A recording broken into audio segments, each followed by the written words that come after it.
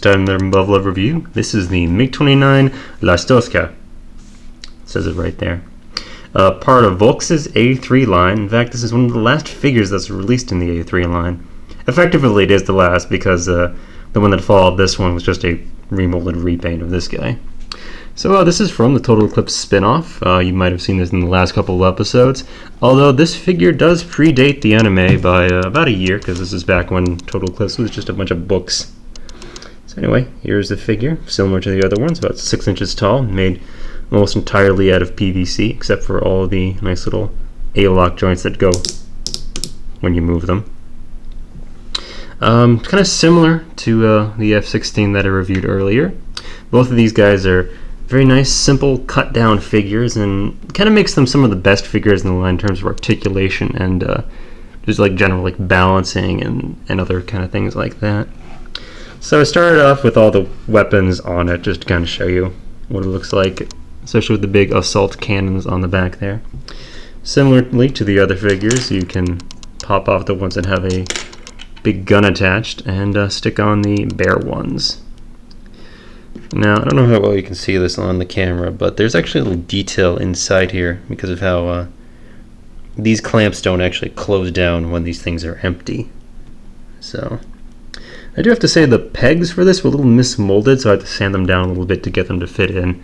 I don't have to do with that with my American tactical surface fighters. So what's going on in Russia? Cutting corners or something?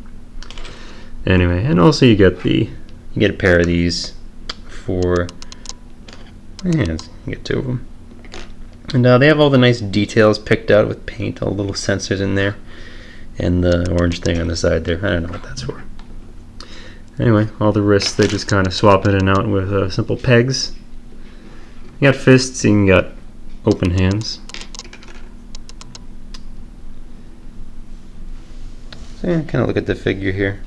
You can see some of the details carried over from the real life MiG-29.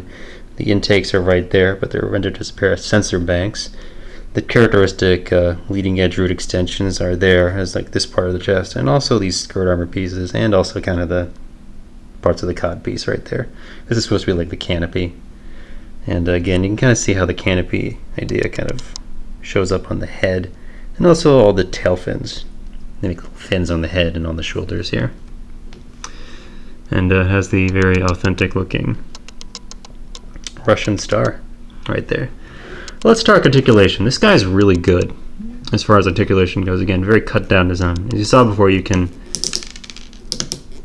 put the arms up and down and watch as these little things pop out. These are supposed to come out, so I'm just going to take them out. Anyway, they just kind of sit in there. They don't have a little peg. But, okay, so, you know, elbow articulation. Very, very good. Basically nothing in the sculpt gets in the way of the articulation. Head's pretty good. You got a double ball joint there. Let you go look left and right. Ball up there and the ball at the base of the neck, so he can totally get his head all the way around like that. You can rotate the arms like that and like that. There's an extra A-lock joint right below in the bicep, which allows you to move the arm independent of the big shoulder pauldron. You've got some very free waist joint. You can kind of just get this thing like all the way around. There's also a little bit of a crunch in there. A small A-lock joint in there as well. As far as the legs go, the skirt armor is pretty good. This is really, really good because they move very freely on just a pair of metal pins that keep them in there. I don't think you can get those things out either. So it's kind of like that. Looking in the back, when we got the jump units here, again, very much styled after the actual airplane. These work. You have this big A-lock joint that just fits into these rounded housings right here. It allows you to move these things all the way around, and of course, use the ratcheting A-lock joints. This is probably one of the best decisions I've seen on these figures for doing it. That looks, you know, fairly accurate and doesn't constantly try to work itself out when you pose it. So, hats on to them for getting it right, you know, on the second to last figure. And again, you have the nice burnt metal detailing on the nozzles there.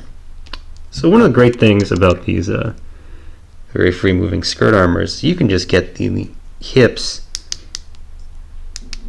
all the way, like all the way around.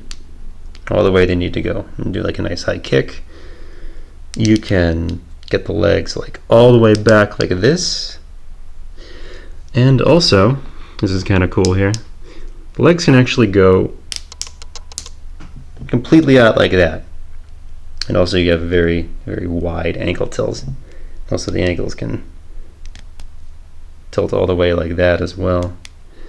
So all this like together makes this thing really, really good as far as articulation, and also it's a very well balanced figure. So, you know, he can stand up totally. I always say it and they never do it. But yeah, he's kind of a really cool figure to move around with. Definitely one of the better figures of the line. The only thing that's kind of weak on him is his knees are a little iffy. Mostly because the joint is like buried all the way in there. There's no fill-in pieces, but it's just kind of like all the way in there, and you can just get the knee like right like that. Which is kind of a shame because you've got all these other really great joints. So he looks pretty good otherwise. So I'm going to talk a little bit about his melee weapons. So the preferred melee weapon of the Soviet Union, you kind of saw this on the Berkut review. You got some forearm chainsaws. And those are cool. Again, you just kind of pop off those little covers and you just stick these in there on a pair of pegs. They look pretty nice. And you can pose them like chainsaw dudes right in the face. Like anyway, but this guy has a little bit extra there, because the front parts of the shins can actually come off. And you just kind of pop these things off. One of these is more stuck than the other one, but